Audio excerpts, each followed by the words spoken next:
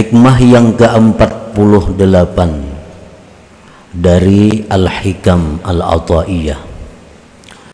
Berkata Imam Ahmad ibnu Athaillah As-Sakandari rahimahullah, min alamati mautil qalbi adamul huzni ala ma fataka minal muwafiqat wa tarkun nadami ala ma fa'alta min wujudiz zallat.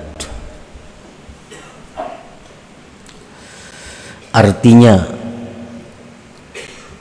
setengah dari tanda-tanda matinya hati seseorang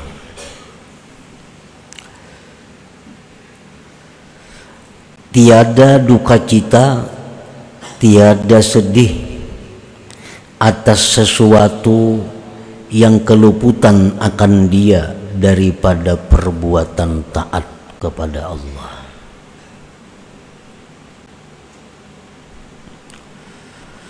Dan tiada menyesal atas yang engkau perbuat daripada adanya kesalahan, ketergelinciran.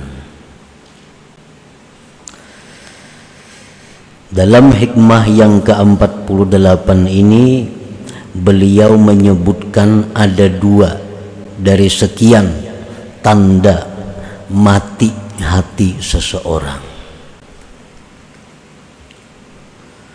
Yang pertama tadi disebut sidin, tidak sedih, kada menyesal, kada berduka atas keluputan berbuat taat kepada Allah.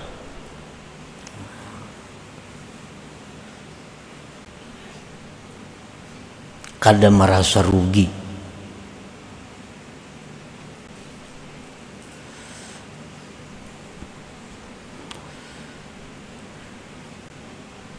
Baik taat itu berupa yang fardu atau taat itu berupa yang sunat.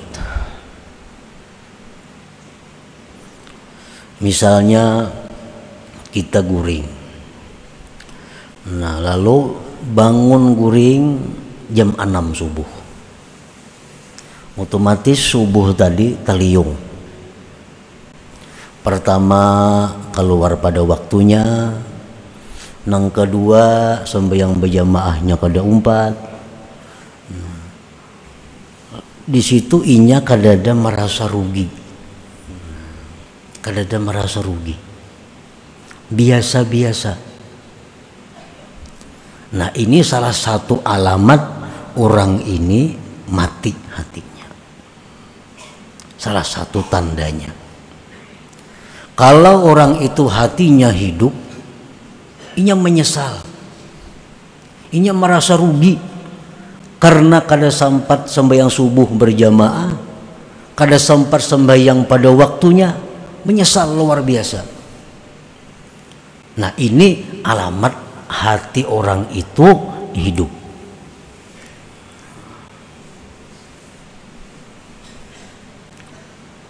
Itu satu contoh. Kita bandingkan, kita kiaskanlah kepada perbuatan-perbuatan taat lainnya.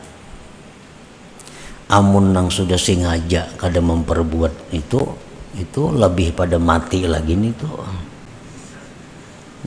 Tahuai waktunya ada, awaknya lapang, awaknya sihat, orang berbuat taat inya kada tegiur-giur nak umpat, itu alahan pada mati lagi.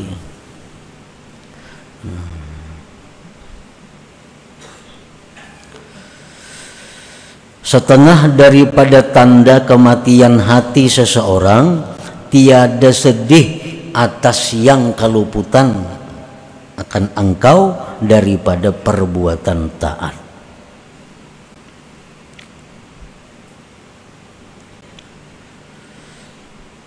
Nah, disebutkan di zaman dahulu ada di antara para salihin, para sahabat Nabi, yang mana mereka itu kada sempat. Nah, begitu sampai ke masjid, orang sudah tuntung sembahyang berjamaah. Menyesal luar biasa karena kehilangan 27 derajat kehilangan 27 kebaikan karena sembahyang berjamaah orang sudah bubar. Mereka merasa rugi, lalu mereka bayar dengan 27 kali sembahyang. Nah ini orang yang hidup hatinya. Padahal andai kata kada dibayar pun merasa rugi, itu sudah cukup tanda hidupnya hati seseorang.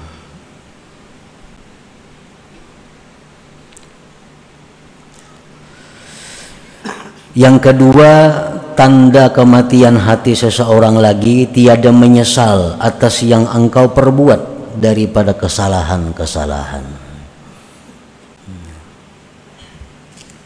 Kada menyesal, padahal tadi berbuat dosa, berbuat nang kada bagus, kada menyesal, biasa-biasa.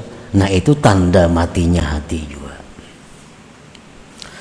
Para muhibbin rahimakumullah, mautul qalbi alamatus syaqawah wa su'il khatimah. Matinya hati itu tanda celaka dan tanda orang ini su'ul khatimah.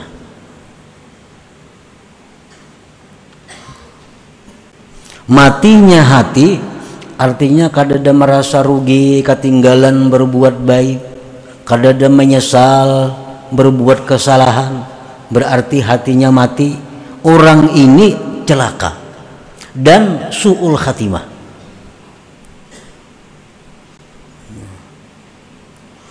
Amun orang itu hatinya mati, walaupun dipadahkan celaka dan su'ul khatimah, kan ada masalahnya, ini hatinya mati. Nah, mendengar nang macam ini, nah ikam kalau ka itu aja, ikam tuh hati mati. Bila ikam hati itu mati, ikam kayaknya celaka, dan ikam mati kada membawa iman. Biasa aja, orang mati. Orang mati.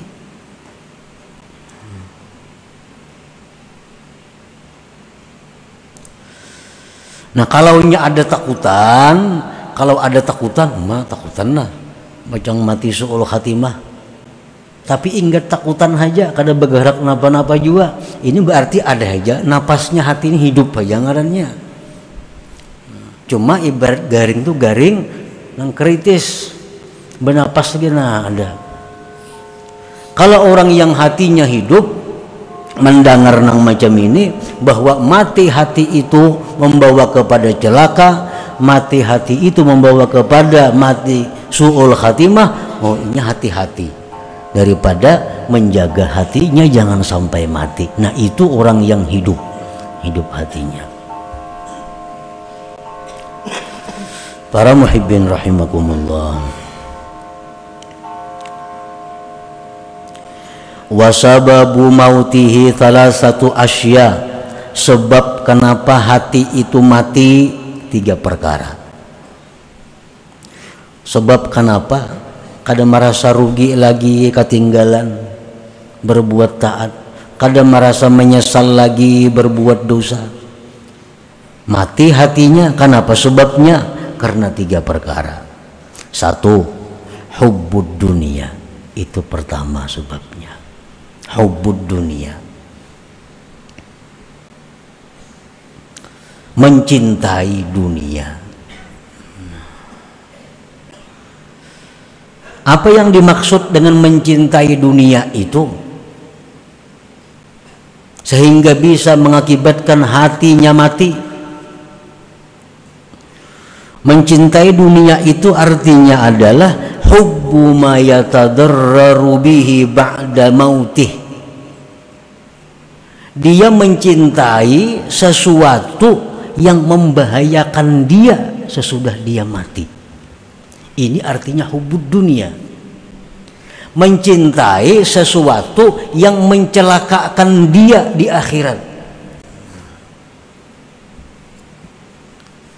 Itu ngarannya hubbud dunia. Menyayangi sesuatu yang mencelakakan dia sesudah dia mati. Ini hubbud dunia. Contohnya mencintai kemaksiatan. Mencintai kemaksiatan. Itu hubud dunia. Kenapa? Karena kemaksiat itu mencelakakan dia di akhirat. Maksiat itu membuat dia binasa, sengsara di akhirat. Itu yang dia cintai di dalam dunia. Nah, mencintai sesuatu yang memudaratkan dia di akhirat. Nah, ini sangat luas pemahamannya. Sangat banyak contoh-contohnya. Kita ambil contoh misalnya nang parak lawan kita, pakaian kita, perhiasan kita. Ini perhiasanku ini, pakaianku ini paling harap sakampungan kada nangka ini. Dipakainya pakaian itu, perhiasan itu dengan perasaan agak. Orang kada ada nyamainya. Sakampungan kada nangkawan nukaran itu.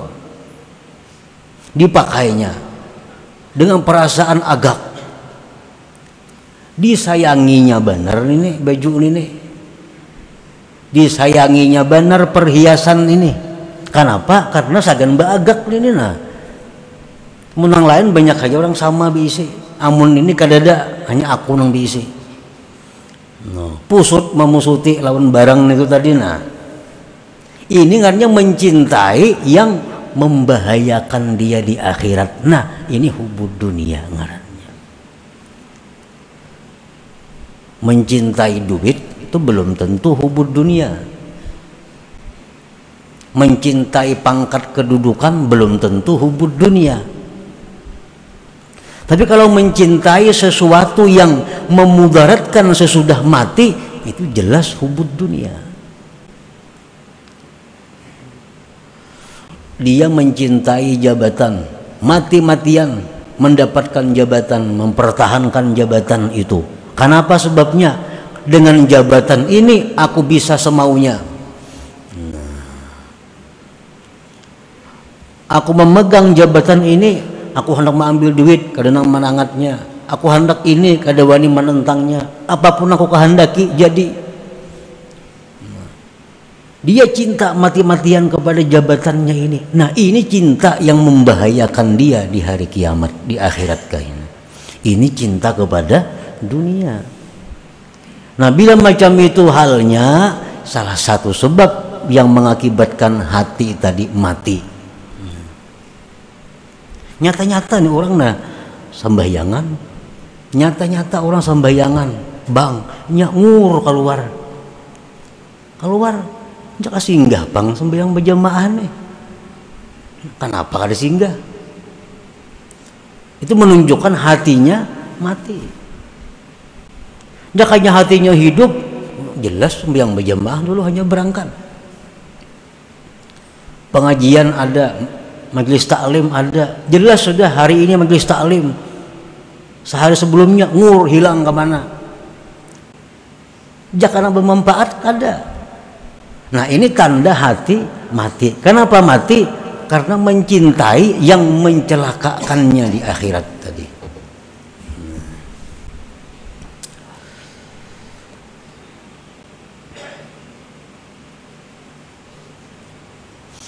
Mendengar rangka ini sudah kada apa-apa ya mati ngarannya. Tapan diri orang mati. Jakanya hatinya ada sedikit hidup, ada perubahan. Nah, ada gerakan.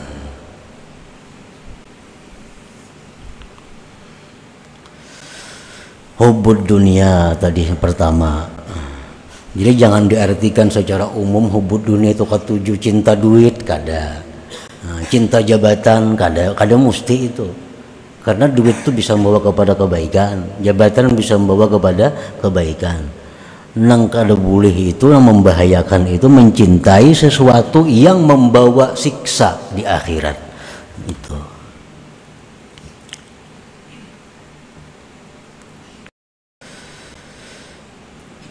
Satu itu penyebabnya. Yang kedua sebab kenapa hati kita ini menjadi mati, wal ghaflatu an dzikrillah. Nah, kita lalai kita kada ingat berzikir lawan Tuhan, kada ingat berzikir. Wala ghaflatu an dzikrillah.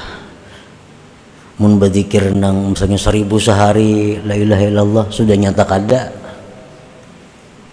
Nih zikir-zikir nang disuruh Tuhan dalam menghadapi keadaan-keadaan kada tazikir juga. Kan mestinya kita kalau hendak makan disuruh berzikir bismillahirrahmanirrahim. Makan kada bismillah juga. Nah, makan datang makanan. Tuntung makan disuruh Tuhan berzikir alhamdulillah. Imbah makan kada ada alhamdulillahnya juga.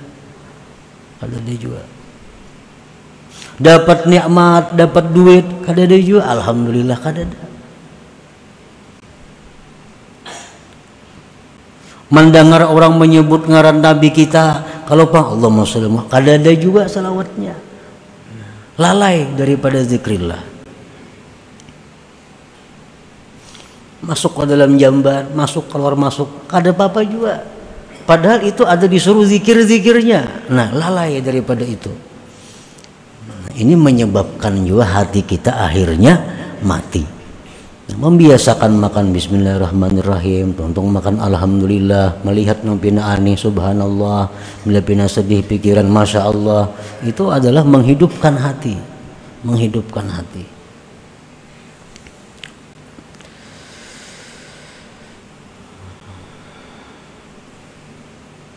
Yang ketiga yang menyebabkan hati itu mati irsadul jawarih fi ma'asillah, yaitu melepas anggota pada maksiat. Nah, maksiat apa aja bilanya hendak dilepasnya. Ada pemandangan yang haram, hendak memandang diitihinya. Ada pendengaran yang haram, hendak didengarakannya. Nah, dilepasnya anggotanya kepada yang maksiat. Nah, jadi kita mati hati kita itu.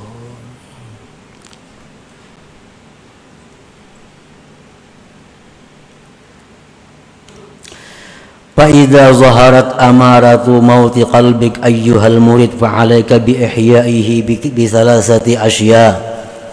Apabila sudah nampak tanda-tanda kematian hati engkau wahai murid, maka mestilah engkau menghidupkannya dengan 3 perkara. Kalau kita mendengar yang tadi dirasa-rasa mati kada hati, atau kritiskah parak mati.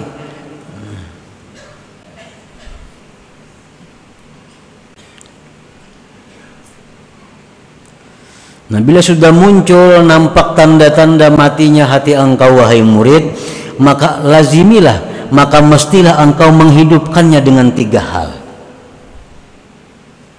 Nah, menghidupkan ini ngalih orang mati dihidupkan. Menyigarakan nang garing jin lapah kita. Ini sawat mati. Sawat mati. Nah, menghidupkannya itu pertama az-zuhdu fid dunya. Zuhud pada dunia. Zuhud pada dunia ini bukan artinya nang jadi bupati, ampih jadi bupati, kada. Nang sugih beri akan seluruh harta, kada. Zuhud pada dunia ini artinya apa? Tinggalkan sesuatu yang mencelakakan di akhirat. Napa-napa tadi? Hal-hal yang maulah kita celaka di akhirat, jangan lagi diurus nih tuh. Oh, pakaian ini rancak maulah aku jadi sengsara. Pakaiannya maulah aku bikin aku sombong. Pakaiannya maulah aku agaknya.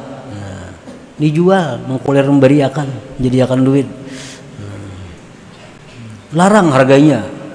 4 juta, 5 juta harganya, atau puluhan juta harganya. Jual. Cari pakaian-pakaian yang kadang membuat sombong. Cari perhiasan yang kadang membuat sombong.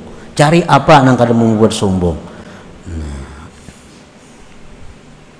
Jabatan, amun aku di jabatan ini kada kawa, kada maksiat nah. Soalnya aku ini ngalih.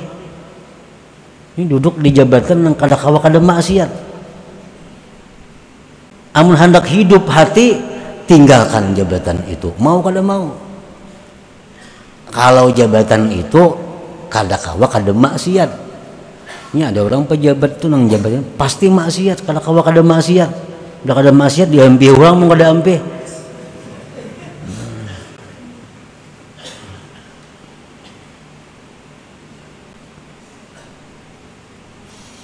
Nah, zuhud di dunia, hilangkan sesuatu yang membawa bahaya di akhirat. Jadi bukan menghabiskan seluruh harta, zuhud itu ada. Pilih mana-mana yang membuat kita celaka di akhirat, mana-mana yang maulah jadi dosa. Itu dulu. Yang kedua, al-istighal bi dzikrillah taala. Nah, menghidupkan hati. Yang kedua, bekerja dengan zikrillah. Biasakan kalau perlu di meja gana-gana bismillahirrahmanirrahim, meja makan alhamdulillah, supaya ingat di muka WC bacaan masuk bacaan keluar, memakai baju ini bacaannya, baca cermin, supaya selalu sibuk dengan zikir untuk menghidupkan hati. Al-istighalu bi dzikrillah wal ijtima' bi majalisil ilm wal zikir, dan berkumpul dengan majlis ilmu dan zikir. Turun majlis ilmu, majlis zikir, karena itu membantu menghidupkan hati. Yang ketiga, wa suhbatu ahbabillah ma'al adabihim. Yang ketiga, menghidupkan hati itu adalah bakawan lawan orang-orang yang dikasihi Allah, bakawan dengan kekasih-kekasih Allah, serta beradab dengan mereka. Nah, 3 hal itu. Bila kita kawa melaksanakan 3 ini, maka hati yang sudah mati tadi akan menjadi hidup kembali. Jauhkan, tinggalkan, hilangkan barang-barang, benda-benda apapun yang menyebabkan kita jadi dosa. 1. Yang kedua, perbanyak zikir, terutama dalam hal keadaan-keadaan yang kita dituntut untuk berzikir. Yang ketiga, bersahabat, berkumpul dengan orang-orang yang dikasihi Allah, serta beradab dengan mereka. 3 hal itu. Mengetahui orang itu kekasih Allah atau kada. Kita nak mencari kawan nih, nak membaiki hati, nak menghidupkan hati. Membuangi nang tadi sudah dibuangi, nang gitu diusah sudah dibuangi. Berzikir sudah aktif bagus, berkumpul dengan majelis ilmu sudah. Tinggal lagi hendak bersahabat, hendak dekat dengan kekasih-kekasih Allah. Kayak apa orang yang dimaksud kekasih Allah ini? Nah, secara zahir ada 5 hal alamat. Bila 5 hal ini pada seseorang itu ada, pegang orang itu, dekati orang itu, kawani. 1, alimun abid. Orang ini berilmu, beribadah. Berilmu, beribadah. 1 itu. Mun ilmunya tinggi kada bisa bayangan, jangan dikawani. Ketinggian ilmu. Alimun abid, orangnya berilmu, beribadah. Sembahyang mau. Yang kedua, sakhiyun, pemurah. Orangnya berilmu, beribadat, pemurah. Mengkikir lain juga. Lain kekasih Allah. Yang ketiga, pemaaf, tidak pemarah. Pemaaf, tidak pemarah. Yang keempat, tidak mengekali satu perbuatan maksiat. Kadang mengekali satu perbuatan maksiat. Amun maksiatnya berganti-ganti kada jadi soal. Ini kadang mengekali satu perbuatan maksiat. Amunnya mbahnu maksiat ini kena ampe maksiat itu pulang digawinya, bentuk maksiat yang sebuting pulang itu kada jadi soal. Tapi kalau menatap satu maksiat, nah ini lain kekasih Allah. Nah, yang kelima, qalilul kalam, sedikit bicara. Sedikit bicara.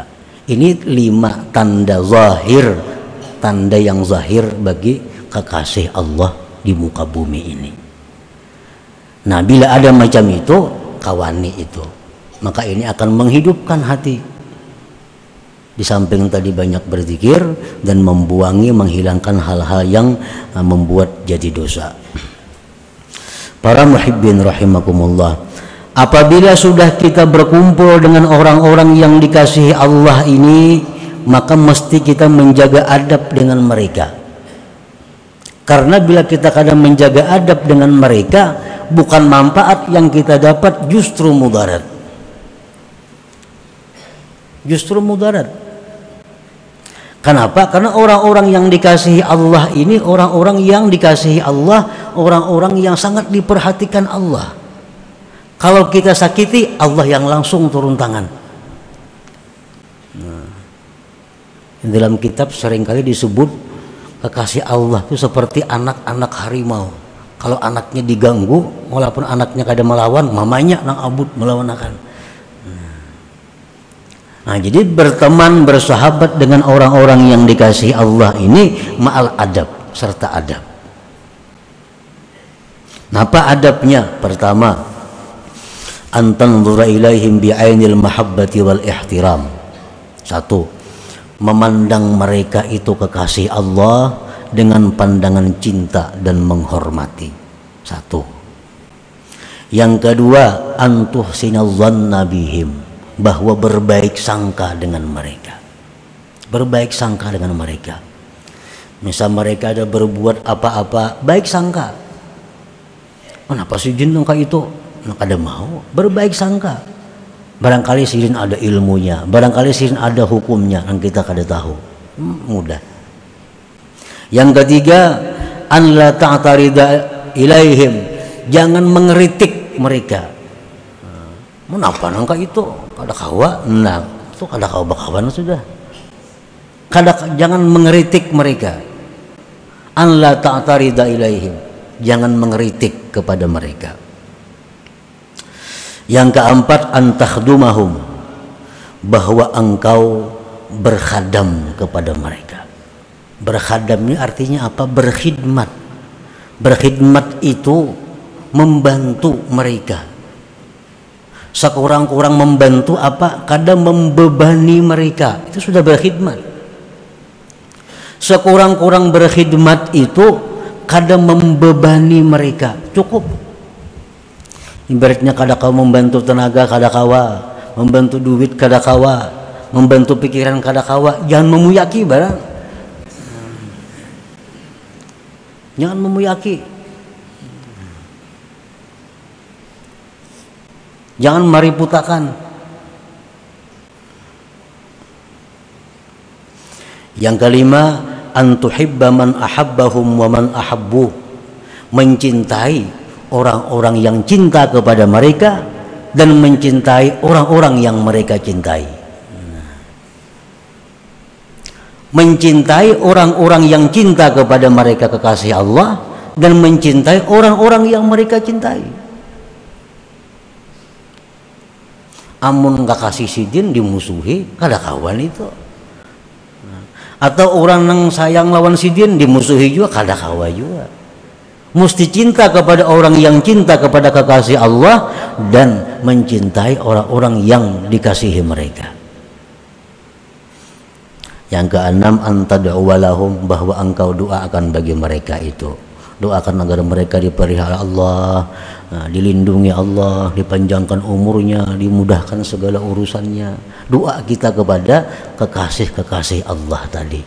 Nah, bila 6 perkara itu kita berteman, kita bersahabat dengan kekasih Allah, maka segala apa yang Allah berikan kepada mereka, kita dapat bagian yang sama, walaupun kita guring. Malam kita guring, nah sidin beribadah, sidin beribadah. Apa yang sidin dapat, kita dapat.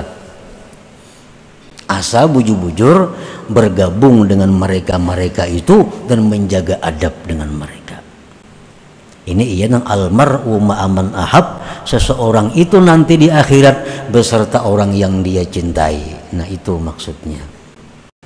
Walaupun dalam dunia amalnya kada sama, tapi karena inya cinta bisa tergabung kaina di sana. Nah, jadi untuk menghidupkan hati, pertama tadi membuangi perkara-perkara yang membuat dosa, yang kedua menyibukkan diri dengan zikir, yang ketiga bersahabat, berkumpul dengan kekasih-kekasih Allah serta menjaga adab dengan mereka. Nah, bila mana tiga hal itu ada pada diri kita, maka hati kita yang mati akan kembali dihidupkan oleh Allah Subhanahu wa ta'ala. Nah, kemudian selanjutnya hikmah yang ke-49. Ila hadratin Nabi sallallahu alaihi wasallam al-Fatihah.